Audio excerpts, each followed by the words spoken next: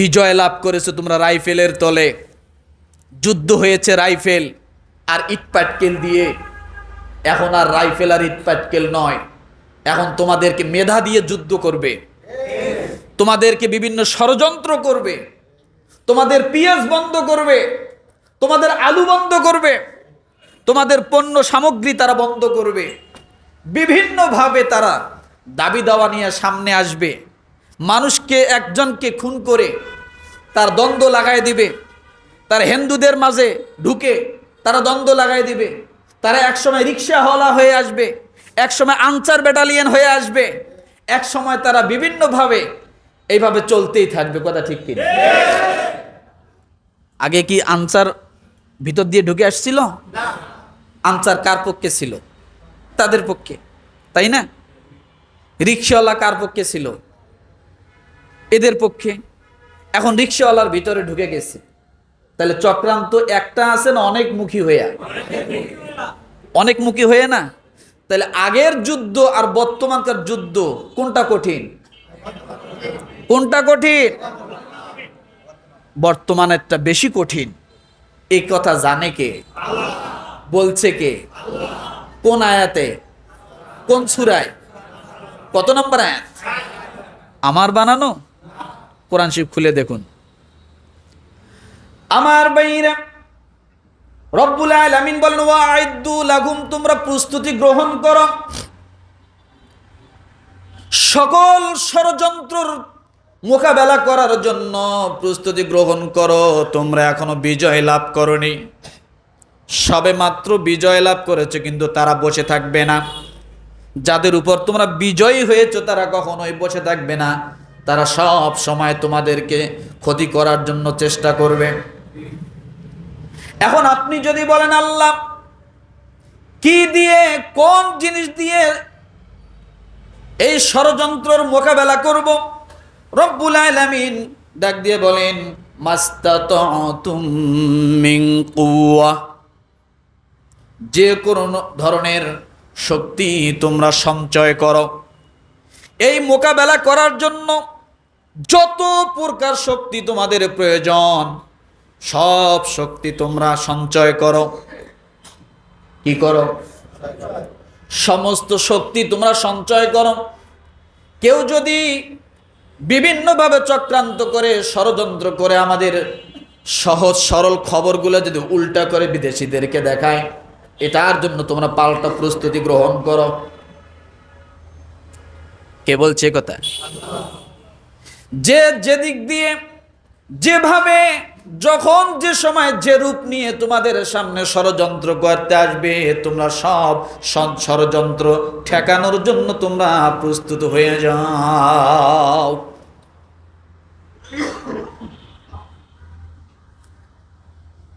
এরপরে আল্লাহ কি বলেন? তাহলে শক্তি সঞ্চয় করা দরকার আছে না নাই? কথা বলেন। শক্তি সঞ্চয় করা দরকার। আমার ভাইরা, শক্তি ক্ষমতা এমন একটা জিনিস, ক্ষমতা যদি না থাকে তাহলে আপনার এ সমাজে কোনো মূল্য নাই। যে যেখানে আছেন, পরিবারে যদি আপনার পরিবারের উপরে যদি আপনার ক্ষমতা না থাকে, আপনার বউ 7 থানার ওসি হয়ে দাঁড়িয়ে যাবে, যাবে না? আপনার পরিবারে আপনার কোনো মূল্য থাকবে না। থাকবে? তাহলে ক্ষমতা বলতে শুধুই প্রধানমন্ত্রিত্ব নয়, যে যেখানে আছেন, যে কর্মে আছেন, যে জায়গায় আছেন, প্রত্যেকটা জায়গায় ক্ষমতা ধরে রাখা দরকার। আপনি শিক্ষক, শিক্ষক হিসেবে আপনার যে ক্ষমতাটা থাকার কথা, সেটা যদি না থাকে, স্টুডেন্ট আপনাকে কোনোদিন ভয় করবে না, আপনার কমান্ড মানবে না। আপনি অফিসে বস, আপনার ক্ষমতাটা যদি আপনি ধরে না রাখেন, আপনার নিচের লেভেলে যারা কর্মচারী আছে তারা আপনাকে কখনো মানবে না, এলাও করবে না। আর যদি আপনার ক্ষমতা থাকে, তাহলে আপনি শুধু ফ্লোর দিয়ে হাঁটবেন, দেখুক আর না দেখুক, যদি আপনার পায়ের শব্দ পায় তাহলে মনে করেন পুরো ফ্লোর একবারে স্ট্রং থাকবে। থাকবে কি থাকবে না? একবারে স্ট্রং থাকবে। আমার ভাইরা, এই জন্য ক্ষমতা এমন একটা জিনিস, ক্ষমতা যদি না থাকে আপনি মানুষ হিসেবে আপনার কোনো সম্মান থাকবে না। আল্লাহ সুবহানাহু ওয়া তাআলার দরবারে অগণিত প্রশংসা যে আল্লাহ সুবহানাহু ওয়া তাআলা আমাদেরকে উপস্থিত করে দিয়েছেন। শুকরিয়া আদায় করি, আলহামদুলিল্লাহ। জুমার দিন, গুনাহ মাফের দিন, মুসলিমদের সাপ্তাহিক মিলন মেলার দিন, দোয়া কবুলের দিন। কিসের দিন? দোয়া কবুলের দিন। আল্লাহ সুবহানাহু ওয়া তাআলা বান্দার এক জুমা থেকে নিয়ে আরেক জুমা পর্যন্ত যদি কেউ উপস্থিত হয়, মধ্যবর্তী সময়ের সমস্ত সগীরা গুনাহ আল্লাহ তাআলা মাফ করে দেন। এদিনে আমরা উপস্থিত হতে পেরেছি, শুকরিয়া আদায় করি, আলহামদুলিল্লাহ। আমরা মুসলিম জাতি বর্তমান সময়ে আমরা অনেক কঠিন একটি সময় পার করতেছি। বিশেষ করে সারা পৃথিবীতে তো মুসলিম জাতি নিপীড়িত, নিষ্পেষিত, অত্যাচারিত, মাজলুম হয়ে বসবাস করছে। আর আমরা আমাদের বাংলাদেশ মুসলিম জাতি হয়তো আমরা দীর্ঘ কিছু সময় পর্যন্ত মাজলুম অবস্থায় ছিলাম, কিন্তু মাজলুম অবস্থা থেকে যখন আমরা নিজেদেরকে শক্তিশালীতে পরিণত করার জন্য যখনই চেষ্টা করলাম বা করতেছি, তখনই বিভিন্ন দেশ থেকে, বিভিন্ন জায়গা থেকে, বিভিন্নভাবে আমাদের মুসলিমদের উপর একটা চক্রান্ত চলছে।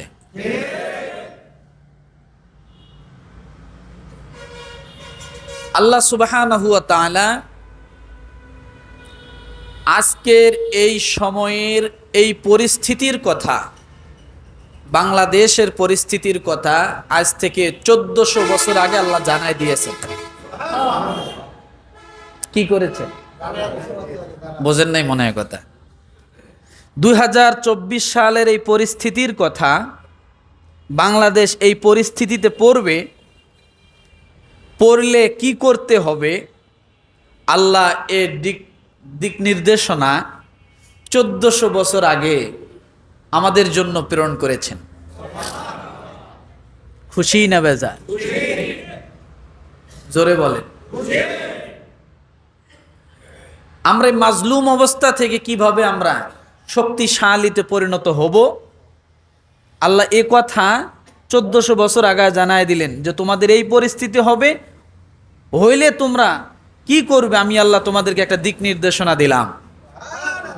তাহলে বোঝা গেল 1400 বছর আগে আল্লাহ আমাদের কথাও খেয়াল করেছেন নাকি? আসতে বললেন যে এখন খেয়াল করেন না? বলেন করেন, কিন্তু সে সময়ের খেয়াল করাটা ছিল আমাদের প্রতি মায়া, মমতা, মহাব্বত, দয়া সব কিছু ঘিরে। এখন আল্লাহ আমাদের প্রতি যে খেয়ালটা করেন, এটা হলো মায়া, মমতা, মহাব্বতকে একদিকে রেখে একটু গোস্সার নজরে আমাদেরকে দেখেন। কিসের নজরে? কিসের নজরে?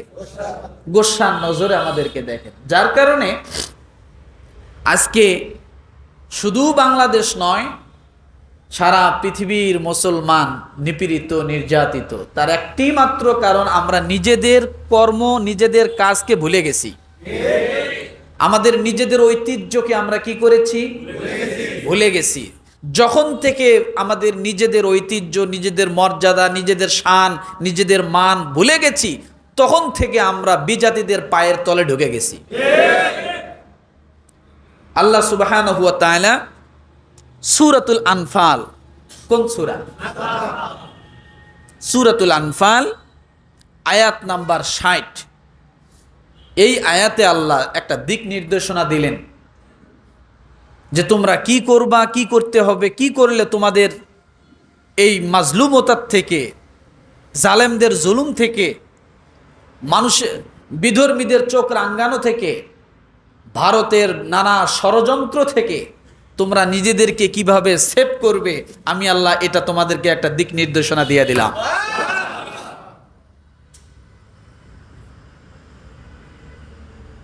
আল্লাহর নজরে আমরা আছি, কিন্তু কি অবস্থায় আছি? কথা বলে না, গোস্বা অবস্থায় আছি। আল্লাহ আমাদের প্রতি একটু বেজার। আল্লাহর নজরে সকলেই আছি, আছি কি নাই? এটা তো আল্লাহ যিনি সৃষ্টি করেছেন তার নজরে থাকাটা স্বাভাবিক, তার সব কিছু নজরে।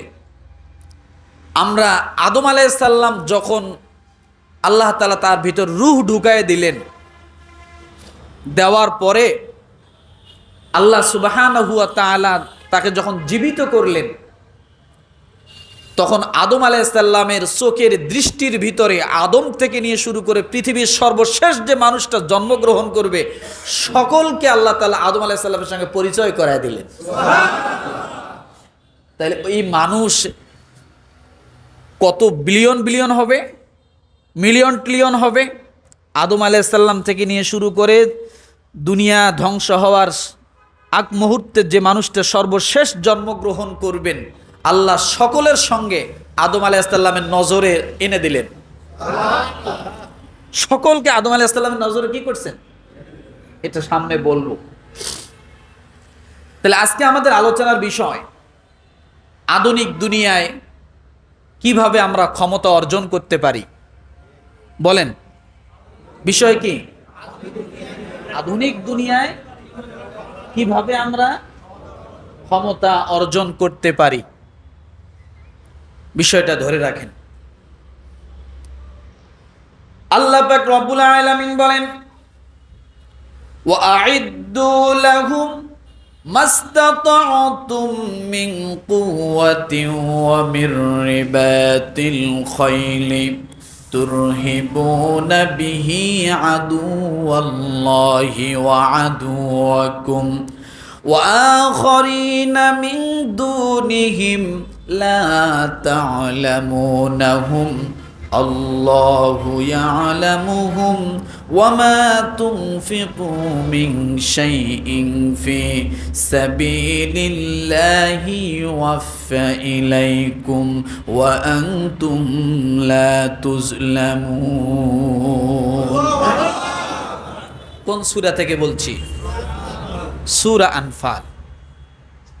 এই আয়াতটি নাজিলের একটা প্রেক্ষাপট বলি, তাহলে আয়াতটা বোঝা আরো সহজ হবে। বদরের যুদ্ধ নাম শুনছেন না?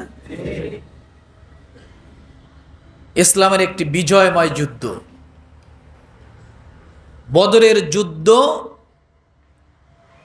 এটা ইসলামের খুঁটিকে সবচাইতে বেশি শক্তিশালী করেছে। বদরের যুদ্ধ যদি ইসলামের পক্ষে না আসতো, তাহলে ইসলাম উপর দিকে এত উঠতে পারতো না। বদরের যুদ্ধটা ইসলামের জন্য একটা বিল্ডিংয়ের ফাউন্ডেশনের মতো। আপনি যদি বিল্ডিংয়ের ফাউন্ডেশন ঠিক মতো না দেন, তাহলে কি একতলা, দুতলা, তিনতলা করতে পারবেন? কথা বলেন না, পারবেন না। আপনি বদরের যুদ্ধটা, এটা এমন একটা যুদ্ধ হয়েছিল, দুনিয়ায় ইসলাম টিকে থাকা না থাকার একটা পরীক্ষা হয়েছিল, শক্তি প্রয়োগ হয়েছিল। বদরের যুদ্ধে যদি বিজয় লাভ করা না যেত, তাহলে কাফেররা আরো শক্তিশালী হতো। কিন্তু আল্লাহ সুবহানাহু ওয়া তাআলা এই বিল্ডিং ফাউন্ডেশনকে, ইসলামের মূল ফাউন্ডেশনকে বদরের যুদ্ধের মাধ্যমে ফাউন্ডেশনকে মজবুত করে দিয়ে, ভিত্তিকে মজবুত করে দিয়ে আল্লাহ সুবহানাহু ওয়া তাআলা দুনিয়ার মধ্যে এই ইসলামকে ওখান থেকে প্রসারিত করলেন। তাহলে বোঝা গেল বিজয় লাভ করেছে মুসলমান। কারা? জোরে কথা বলেন। মুসলমান। স্বাভাবিক বিষয়, বিজয় লাভ করলে যে কোনো জাতি, যে কোনো বিষয় বিজয় লাভ যদি করে, বিজয়ের পরে কান্দে না হাসে? না, দুইটাই আছে। কয়টা আছে? কান্নাও আছে, হাসিও আছে। আছে না? একটা ছেলে এসএসসি পরীক্ষা দিয়েছে, ও মনে করছে যে আমি পাস করব না। ওর মনের ভিতর 3টা মাস, রেজাল্ট আসার আগে 3টা মাস ও একটা ভয় বুকের ভিতরে চাপা নিয়ে ঘুরে বেড়াচ্ছে। খায় না ঠিক মতো, ঘুমায় না ঠিক মতো, এর ভিতরে একটা পেরেশানি। যদি আমি ভালো একটা রেজাল্ট করতে না পারি, তাহলে আমার এই বাড়িতে আর জায়গা হবে না, আমাকে বাড়ির থেকে তাড়া করবে, হয়তো আমাকে খেতে খামারে কাজকর্ম করে খাইতে, বা আব্বা বলছে আর লেখাপড়া করাবো না। কিন্তু রেজাল্টের দিন ভয়ে ভয়ে ভয়ে ভয়ে আগে থেকে কাপড় চোপড় গুছায় রাখছে, বন্ধুর বাড়িতে রাখছে, যে যদি ফেল করি তাহলে দৌড়ে আর বাড়িতে ঢুকবো না, এদিক দিয়ে পলাবো। ভয়ে ভয়ে দূরের থেকে এক বন্ধুকে দিয়ে জিজ্ঞাসা করছে যে দেখো তো আমার রেজাল্টটা কি। তো ও বলছে তোরটা তুই যায় দেখ। ও কয় না আমি যাব না, সত্যি করি কয় রেজাল্টটা কি একটু বলো। তো তারপরও স্কুলে আশপাশ ঘোরাঘুরি করে, হঠাৎ করে দেখে যে ছেলেটা গোল্ডেন A+ পাইছে। তখন এই ছেলে কি হাসবে না কাঁদবে? খুশিতে কান্না করবে। কথা ঠিক না? যেটা না পাওয়া সম্ভাবনা, সেটাই সম্ভাবনা হয়েছে পাওয়া। তখন এত পরিমাণ খুশি হয়, মানে কিন্তু খুশিতে হাসে, আর হাসতে হাসতে মানুষ কাঁদে। চোখ দিয়ে পানি বেরায় না বেশি হাসলে? তো বিজয় যখন লাভ করলো মদিনাবাসী, তখন উল্লাস করা শুরু করলো সাহাবায়ে কেরাম। আল্লাহ সুবহানাহু ওয়া তাআলা তাদের উল্লাস দেখে, বিজয়ের উল্লাস দেখে এই আয়াতটি নাজিল করে দিলেন। আয়াতটি নাজিল করে দিয়ে আল্লাহ বললেন যে তোমরা মিষ্টি খাও, খেজুর গাছ খাও, খুশিতে তোমরা বাড়িঘর যা আছে সব ভাঙচুর করো, মদিনার সংসদ ভবন ভাঙচুর করো, আগুন দিয়ে জ্বালায় পোড়ায় ছারখার করো, কালপাট ব্রিজ ভাঙ্গে রাস্তা থেকে ব্রিজ আলাদা করে দাও। খুশিতে এগুলা? কথা বলেন, এগুলো না। আল্লাহ কি বললেন দেখেন, আজকের পরিস্থিতি আল্লাহর এই আয়াত নাজিলের মানে দিক নির্দেশনা হুবহু মিলে যাচ্ছে। সুবহানাল্লাহ বলেন। আল্লাহ পাক রব্বুল আলামিন বলেন ওয়া আ'ইদ্দু লাহুম মাস্তাতা'তুম মিন কুওয়াতিন ওয়া মির রিবাতিল খাইলি তুরহিবুনা বিহি আদুওয়াল্লাহি ওয়া আদুওয়াকুম ওয়া আখারিনা মিন দুনিহিম লা তা'লামুনাহুম আল্লাহু ইয়া'লামুহুম ওয়া মা তুনফিকু মিন শাইইন ইউওয়াফা ইলা ফি সাবিলিল্লাহি ইউওয়াফা ইলাইকুম ওয়া আনতুম লা তুযলামুন। রব্বুল আলামিন সূরা আনফালের 7 নম্বর আয়াতে আজকের দিক নির্দেশনাগুলো, বিষয়গুলো আল্লাহ জানিয়ে দিলেন। ওয়া আ'ইদ্দু লাহুম, আল্লাহ বলেছেন তোমরা বিজয় লাভ করেছো, তোমরা এবার প্রস্তুতি গ্রহণ করো শত্রুদের মোকাবেলা। কি বলছে দেখেন, বলার কথা যে তোমরা যুদ্ধের জন্য প্রস্তুতি গ্রহণ করো যদি তোমরা বিজয় চাও, তাই না? কিন্তু আল্লাহ এই আয়াতে কি বললেন? তোমরা বিজয় লাভ করেছো। জি আল্লাহ, আমরা বিজয় লাভ করেছি, এবং আল্লাহ তারপরে বললেন, তাহলে তোমরা এবার শত্রুদের মোকাবেলা করার জন্য প্রস্তুত হয়ে যাও। বিজয়ের পর আবার শত্রুদের মোকাবেলা করার জন্য প্রস্তুত হতে আল্লাহ বললেন কেন? বিজয় তো হয়েছে, তাহলে শত্রু কারা? আল্লাহ পাক রব্বুল আলামিন বলেন, যাদের উপর তোমরা বিজয় হয়েছো, বিজয়ের আগে তাদের শক্তি যতটা দুর্বল ছিল, তোমরা এখন বিজয় হয়েছো, তাদের শক্তি আরো শক্তি সঞ্চারিত হয়েছে। তাদের কৌশল এখন আরো বিভিন্ন প্রকার হবে। তাদের কৌশল ছিল এক প্রকার, কয়েকটা প্রকার, নেট বন্ধ করে দেওয়া। তাদের কৌশলগুলো ছিল পুলিশ দিয়ে, আর্মি দিয়ে, র্যাব দিয়ে গুলি করে মানুষকে মেরে ফেলা। কিন্তু যখন তোমরা এগুলোকে প্রতিহত করার পরেও টান টান হয়ে মর্দে মুজাহিদ হয়ে দাঁড়িয়েছ, আর তারা যখন হটেছে, পালিয়েছে, এখন তোমরা প্রস্তুত হয়ে যাও। মনে করো না বিজয় লাভ করেছো, শুধু বিজয় না, এই বিজয়ের পরে আরো কঠিন চক্রান্ত তোমাদের উপর আসবে। এই বিজয়ের উপর পরে কি হবে? এখন শুধু রাইফেল দিয়ে নয়, এখন তোমাদেরকে বিভিন্ন ভাবে ঘায়েল করবে। আগে তোমাদেরকে ঘায়েল করেছে শুধু রাইফেল দিয়ে, নেট বন্ধ করে, তাই না? আর এখন তোমরা এমন ভাবে প্রস্তুতি নাও, চতুর্দিক থেকে তোমাদের উপর ঘায়েল করার জন্য বিভিন্ন ভাবে চেষ্টা করা হবে। তাই আমরা দেখতেছি এক এক সময় এক এক দাবি, এক এক সময় এক একটা চক্রান্ত, একের পর এক চক্রান্ত যখন শুরু হতে যাচ্ছে। 4টি মাস ধরে চক্রান্ত চলছে, 4 মাসের একটা দিনও বাকি নাই চক্রান্ত বাংলাদেশে আমাদের জন্য। চক্রান্ত করা যখন বাংলার ভূমিতে যখন করতে করতে যখন আর থাও পায় না, এবার ওই যে শ্বশুর বাড়ি আছে, শ্বশুর বাড়ির থেকে এবার চাপ শুরু হয়ে গেছে। কথা ঠিক কিনা? ও আইদ্দু লাহু, আল্লাহ বলেন তোমরা প্রস্তুত গ্রহণ করো। বিজয় লাভ করেছো তোমরা রাইফেলের তলে, যুদ্ধ হয়েছে রাইফেল আর ইটপাটকেল দিয়ে। এখন আর রাইফেল আর ইটপাটকেল নয়, এখন তোমাদেরকে মেধা দিয়ে যুদ্ধ করবে, তোমাদেরকে বিভিন্ন ষড়যন্ত্র করবে, তোমাদের পেঁয়াজ বন্ধ করবে, তোমাদের আলু বন্ধ করবে, তোমাদের পণ্য সামগ্রী তারা বন্ধ করবে। বিভিন্নভাবে তারা দাবি দাওয়া নিয়ে সামনে আসবে। মানুষকে, একজনকে খুন করে তার দ্বন্দ্ব লাগাই দিবে, তার হিন্দুদের মাঝে ঢুকে তারা দ্বন্দ্ব লাগাই দিবে। তারা একসময় রিক্সাওয়ালা হয়ে আসবে, একসময় আনসার ব্যাটালিয়ন হয়ে আসবে, এক সময় তারা বিভিন্নভাবে এইভাবে চলতেই থাকবে। কথা ঠিক কিনা? আগে কি আনসার ভিতর দিয়ে ঢুকে আসছিল? আনসার কার পক্ষে ছিল? তাদের পক্ষে, তাই না?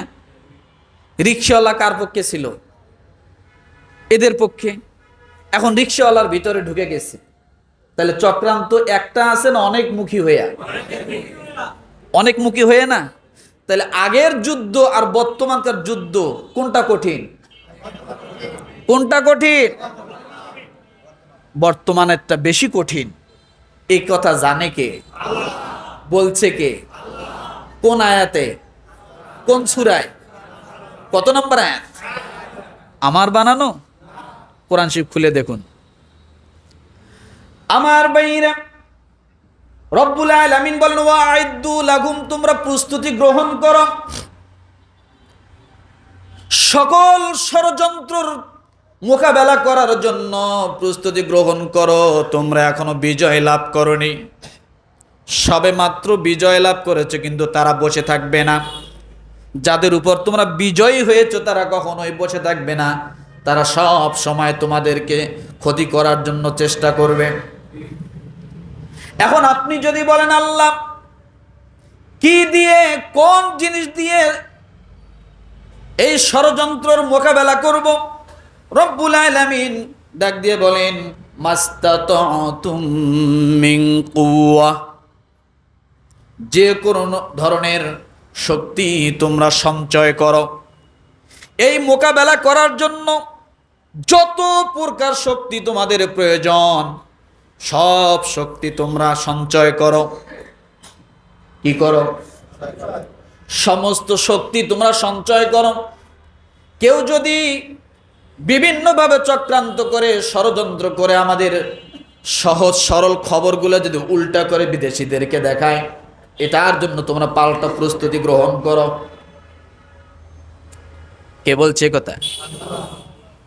যে যেদিক দিয়ে যেভাবে যখন যে সময় যে রূপ নিয়ে তোমাদের সামনে ষড়যন্ত্র করতে আসবে, তোমরা সব ষড়যন্ত্র ঠেকানোর জন্য তোমরা প্রস্তুত হয়ে যাও।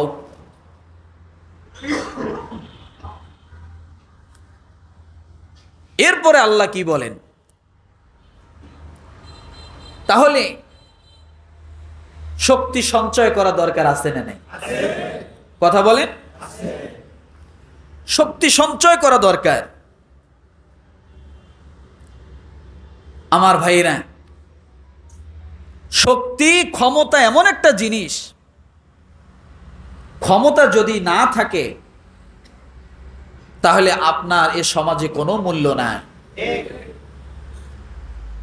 যে যেখানে আছেন,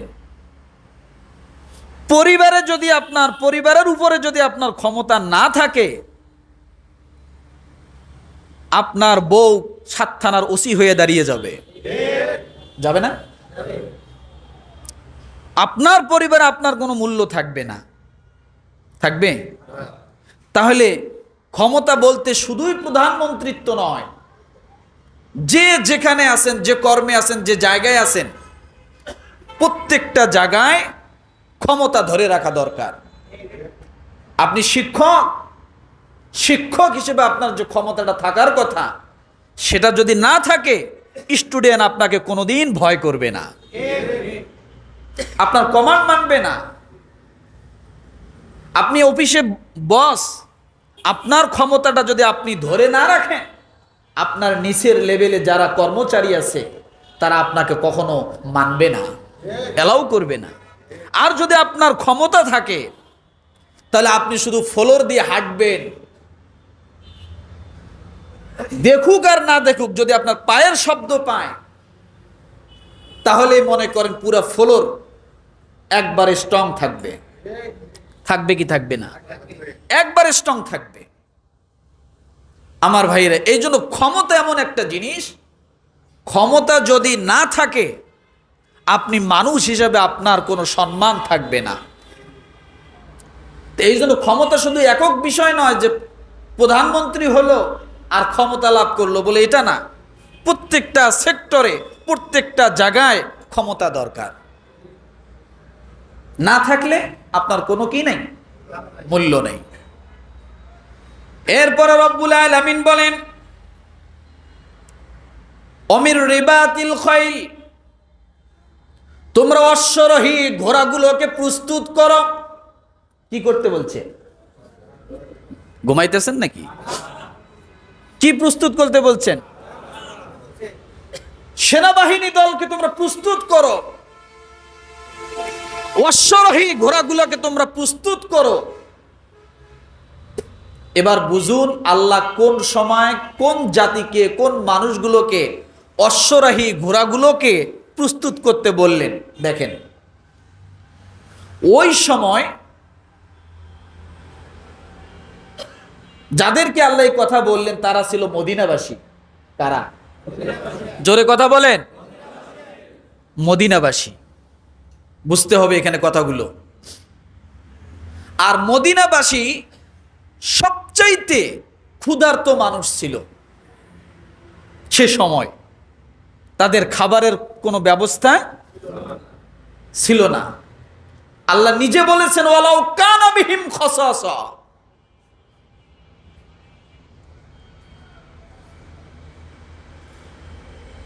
আল্লাহ বলেন সূরা হাসর আয়াত নাম্বার 9, এখানে আল্লাহ বলেন ওয়ালাউ কানা বিহিম খাসাসা, তারা এত অভাবী ছিল, এক বেলা খেত, 3 দিন খেতে পারতো না, 15 দিন চুলে আগুন জ্বলতো না। আমি বোঝার জন্য বলছি, 15 দিন চুলায় আগুন জ্বলতো না। তারা পরনে যদি একটা গামছা পরতো তাহলে সারা পুরা শরীর খোলা ছিল, গায়ে কাপড় দেওয়ার মতো কোনো কাপড় ছিল না। স্বামীর থাকলে স্ত্রীর ছিল না, স্ত্রীর থাকলে স্বামীর ছিল না, এত কঠিন পরিস্থিতিতে তারা ছিল। তারা এত ক্ষুধার্ত ছিল, তারা শুকনো চামড়া কোথাও পেলে সেখান থেকে এনে ধুয়ে শুকাইতে দিয়ে সেইটা তারপরে তারা খাইতো। এগুলো শোনেন নাই আপনারা? মাসের পর মাস তারা শুধুমাত্র খেজুর খেয়ে থাকতো, শোনেন নাই? গরিব সাহাবীর বাড়ির উপরে খেজুরের গাছ, সেই খেজুর গাছের একটা খেজুর পড়তো, এই খেজুর তারা টুকায় নিয়ে খাইতো। ওই সময় ধনাঢ্য কাফের মুশরিকরা তাদেরকে তাদের বাড়ি থেকে সে খেজুর বাহির করে নিয়ে যেত। শোনেন নাই কথাগুলো? তাহলে অভাবী ছিল কি না? অভাবী ছিল বিদায় তো 15 দিন আগুন জ্বলে নাই, মাসের পর মাস আগুন জ্বলে নাই, তাই না? সেই সময় মক্কার যে সমস্ত সাহাবায়ে কেরাম ঈমান এনেছিল, তারা শরণার্থী হয়ে মুহাজির হয়ে গেল কোথায়? কথা বলেন না কেন? মদিনায় গেল। বড় লোকদের কাছে গেছে? বড় লোকদের কাছে? কাদের কাছে? যারা মাসের পর মাস না খেয়ে থাকে, একটা দুইটা খেজুর খেয়ে থাকে, তাদের কাছে গেল মক্কার মুহাজির সাহাবায়ে কেরাম। তাহলে অভাব বাড়লো না কমলো? কথা বলে, অভাব আরো বাড়লো। সেই সময় আল্লাহ ওই জাতিকে বলতেছেন, তোমরা যুদ্ধের জন্য ষড়যন্ত্র মোকাবেলার জন্য প্রস্তুত হও, আর তোমরা ঘোড়া এবং সৈন্য দলকে তোমরা প্রস্তুত করো। যারা ভাত পায় না তারা ঘোড়া পাবে কোথায়? তাই না? বোঝেন আল্লাহ কেনই আয়াতে বললেন? এই আয়াতটা বুঝতে হবে। একটি কথা দিয়ে, একটি ভাষা দিয়ে আল্লাহ অনেক কিছু বুঝাইছেন এখানে। যারা ভাত পায় না তারা অশ্বারোহী দল কেমনে গঠন করবে? ঘোড়া কিনতে টাকা লাগবে না? কথা বলেন। ঘোড়াকে খাওয়াইতে গেলে কৃষি কাজ করতে হবে না? খড়কুটা কিনতে হবে না? ঘোড়াকে লালন পালন করতে গেলে চাকর বাকর লাগবে না? এরপরে ওই ঘোড়ার বর্জ্য আবর্জনা পরিষ্কারের জন্য আলাদা মানুষ লাগবে। এরপরে ওই ঘোড়া দিয়ে যুদ্ধ করতে হলে ঘোড়ার নিচে আলাদা জুতা বানাইতে হবে, লোহার লাগবে না? কথা বলেন, আমি বুঝাচ্ছি সেক্টরগুলো। তাহলে আলাদা জুতা বানাইতে হবে লোহার। তাহলে এই লোহা, কারুকার্য, কামার এগুলো কি এমনি হবে?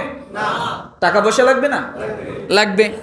এরপর ওই ঘোড়ার পিঠের উপর যখন তারা সওয়ার করবে গদি বানাইতে হবে, সে গদি লাগবে চামড়ার। আবার ওই গদির মধ্যে যাতে ঘোড়ায় সওয়ার করে এক প্রান্ত থেকে আরেক প্রান্ত যেতে পারে লাগবে ব্যাগ। লাগবে কি লাগবে না? তাহলে এগুলা সব কিছু লাগতেছে। যে জাতি একটা খেজুর খাইতে পারে না সেই জাতিকে আল্লাহ বললেন অশ্বারোহী ঘোড়ার ব্যবস্থা করো। পুরা এই অশ্বারোহী একটা ঘোড়া, একটা ঘোড়া কি একটা দল হয়? কথা বলেন, একটা ঘোড়া কি একটা দল হয়? একটা ঘোড়া কখনোই একটা দল হয় না। একটা দলে পরিণত করতে গেলে, একটা বাহিনীতে পরিণত করতে গেলে প্রায় শত শত ঘোড়ার প্রয়োজন। কি শত শত ঘোড়ার প্রয়োজন, তাহলে হবে একটা বাহিনী। যে জাতি একবেলা খাইতে পারে না সেই জাতিকে আল্লাহ বললেন যে তোমরা ঘোড়ার বাহিনী তৈরি করো। আবার এই ঘোড়া দিয়ে যে যুদ্ধ করবে সবাই কি যুদ্ধ করতে পারবে?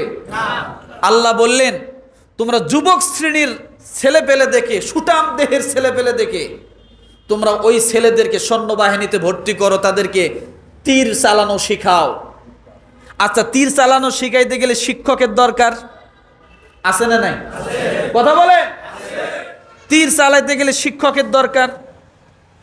তাহলে অশ্ববাহিনী তৈরি করতে যায় কতগুলো সেক্টরের দরকার, কতগুলো মানুষের দরকার, কতগুলো ঘোড়া দরকার, কত খাদ্য দরকার, তাই না? অথচ এই জাতি নিজেই খাবার পায় না, আল্লাহ তাদেরকে চাপিয়ে দিলেন তোমরা এগুলো করো। এটার অর্থ হলো এইটাই, ও মুসলমান, বসে থাকার দিন নয়। তোমরা প্রত্যেকেই প্রত্যেক জায়গা থেকে তোমরা শিল্প কলকারখানা তৈরি করো, নির্মাণ করো। তোমরা উদ্যোক্তা হও, তোমরা চাকর হইও না। এই কথায় আল্লাহ এটা বুঝাচ্ছেন যে একটা সৈন্যবাহিনী তৈরি করতে গেলে যতগুলো ম্যানহোল দরকার, মানুষের দরকার, এই মানুষগুলো যেমন প্রয়োজন, এটা করতে যায়, এই কাজগুলো করতে যায় অনেকগুলো মানুষের সমষ্টির প্রয়োজন। এখান থেকে সৈন্যবাহিনী তৈরি হবে, এখান থেকে ঘোড়া তৈরি হবে, এখান থেকে যখন একজন তীরন্দাজ ব্যক্তি তৈরি হবে তখন তীরন্দাজকে অন্য দলেরা নিয়ে যাবে। এখান থেকে কৃষি খামার তৈরি হবে, এখান থেকে একজন কামার তৈরি হবে, এখান থেকে একজন চেয়ার বানানো, গদি বানানোর লোক তৈরি হবে, এখান থেকে একজন চাকর তৈরি হবে। কথাটা বোঝেননি? এইভাবে মানুষ কাজকর্মে ব্যস্ত থাকবে। আর এগুলো সবকিছুই সম্ভব যখন তোমরা উদ্যোক্তা হবে। কি হবে বলে? যখন তোমরা উদ্যোক্তা হবে তখনই তোমাদের জন্য এই মানুষগুলো চালানো সহজ। আমার ভাইরা, আল্লাহ এই আয়াতের অমির রিবাতিল খৈল দিয়ে আল্লাহ এটা বুঝাচ্ছেন যে মুসলমান যতক্ষণ পর্যন্ত নিজেরা নিজেদের দিক থেকে উদ্যোক্তা না হবে ততদিন পর্যন্ত এই মুসলমান হবে পরের গোলাম। আর গোলাম হয়ে যতদিন থাকবে তখন অন্য উদ্যোক্তারা তাদের উপরে সমস্ত জুলুম নির্যাতনগুলোকে চাপিয়ে দিবে। আজকে আমেরিকা অস্ত্র বিক্রি করে, আমরা অস্ত্র কিনি। বোঝেন? উদ্যোক্তা কোথায়? আমেরিকা।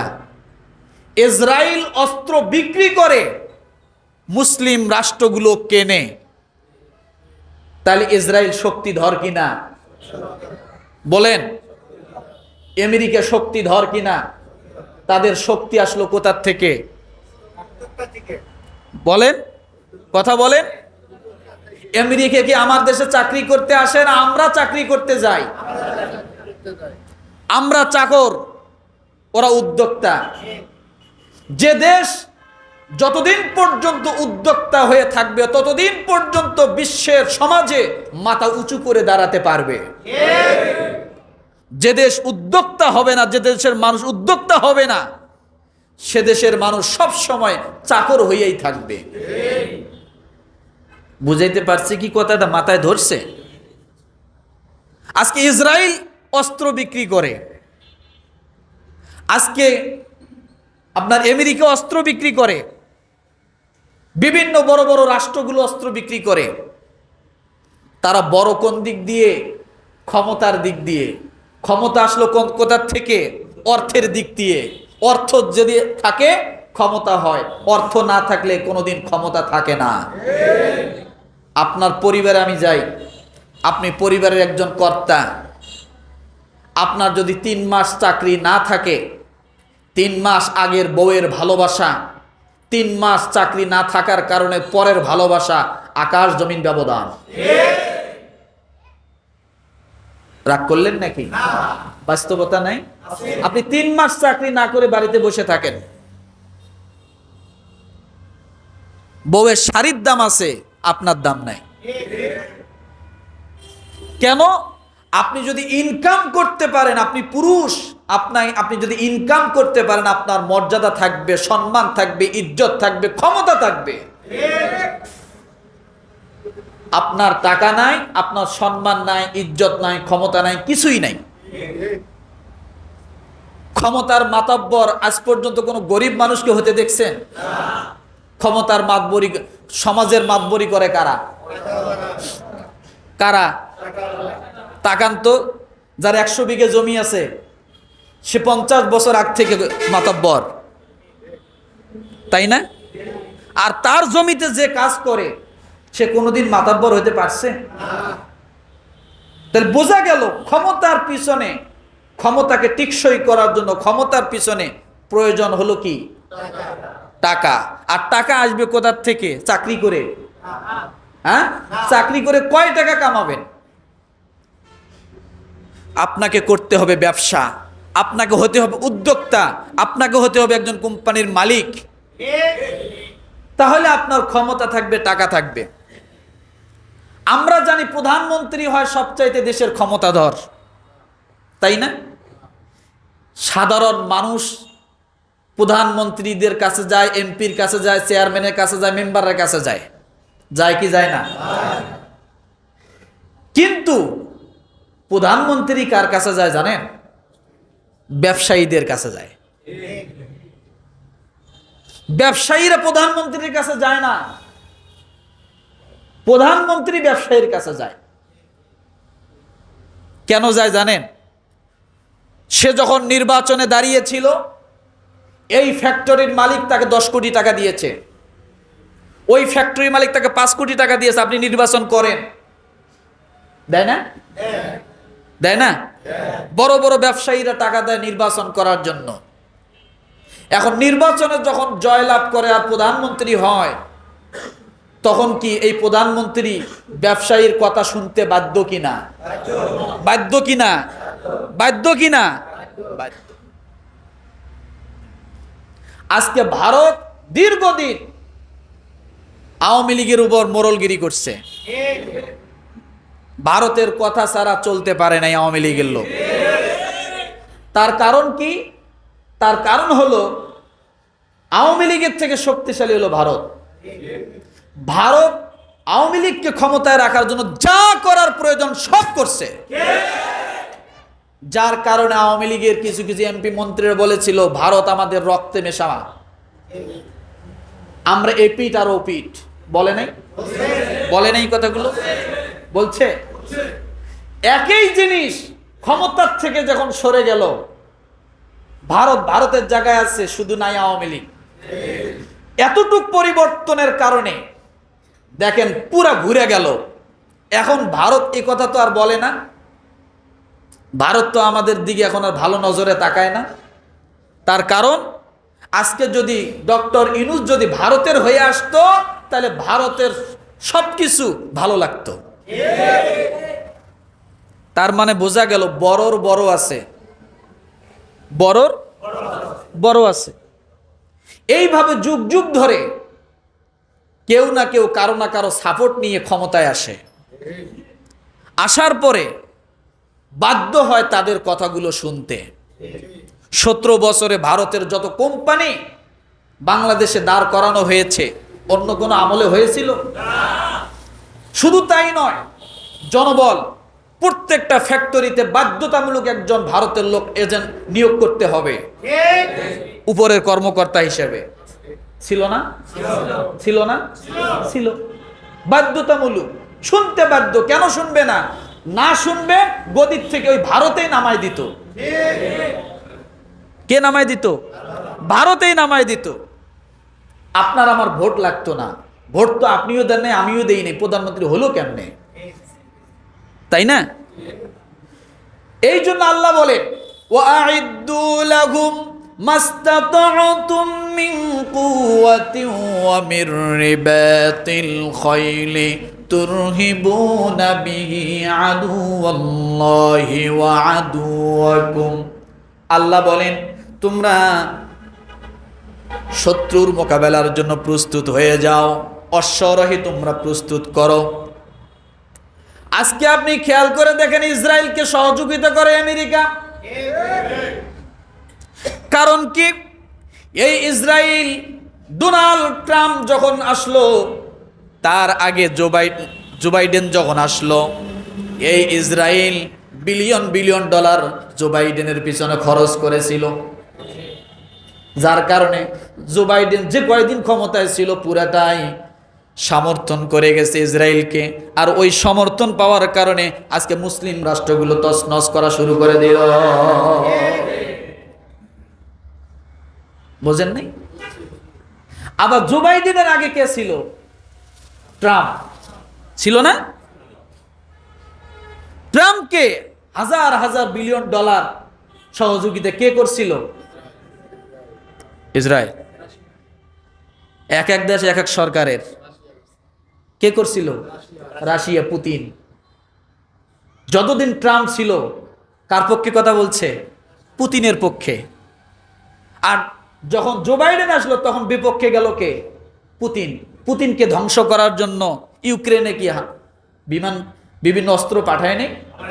পাঠাইছিল। তাহলে বোঝা গেল দেশ একটা, নেতৃত্ব দুই ধরনের। যে যার পক্ষে টানবে তার পক্ষে সে কথা বলবে, তাই না? তো এমনটা কি আমাদের বাংলাদেশে হচ্ছে না? আমার ভাইরা, আল্লাহ তাআলা বলেন তোমরা এর জন্য প্রস্তুত হও, কঠিন ষড়যন্ত্র থেকে মোকাবেলা করার জন্য প্রস্তুত হও। কারণ যদি এটা না হয়, আপনি তো একটা বিষয়ে, এক দফা বিষয়ে আপনি জয়লাভ করেছেন, এখন এই জয়লাভের পরে দফার অভাব থাকবে না। কিসের অভাব থাকবে না? দফার অভাব থাকবে না। তাই তো বাস্তব দেখতেছি। তাহলে এগুলো সব কিছু মোকাবেলা করার জন্য লাগবে কি? ক্ষমতা। কি লাগবে বলেন? জোরে বলেন। আর ক্ষমতা পাইতে হলে কি লাগবে? অর্থ। অর্থ আসবে কিভাবে? গোলামি করে? চাকরি করে? না, উদ্যোক্তা, ব্যবসা করে আসবে। এই বিষয়টা ব্রিটিশরা খুব ভালো করে জানতো। মুসলমান এমন এক জিনিস, মুসলমানের চেয়ে শক্তিধর আর কিছুই ছিল না। এই উপমহাদেশ থেকে ব্রিটিশদেরকে খেদাইছে মুসলমানরা। কারা? কারা? মুসলমানরা খেদাইছে। আর ব্রিটিশরা এই উপমহাদেশ শাসন করছে কত বছর? 200 বছর। 200 বছর শাসন করলো। খেদাইলো কারা? মুসলমানরা। ব্রিটিশরা গেছে ঠিক, যায়াও যায় নাই। মুসলমান রাষ্ট্রগুলোতে এমন কিছু কাজ করে থুয়ে গেছে, আজীবন চেষ্টা করলেও মুসলমানরা হাত পাতা ছাড়া কোনো পথ থাকবে না, তার উদ্যোক্তা হতে পারবে না। বলেন তো, মুসলমান দেশ সবচেয়ে শক্তিধর কোনটা আছে? আছে? কোনটা শক্তিধর আছে? একটাও না।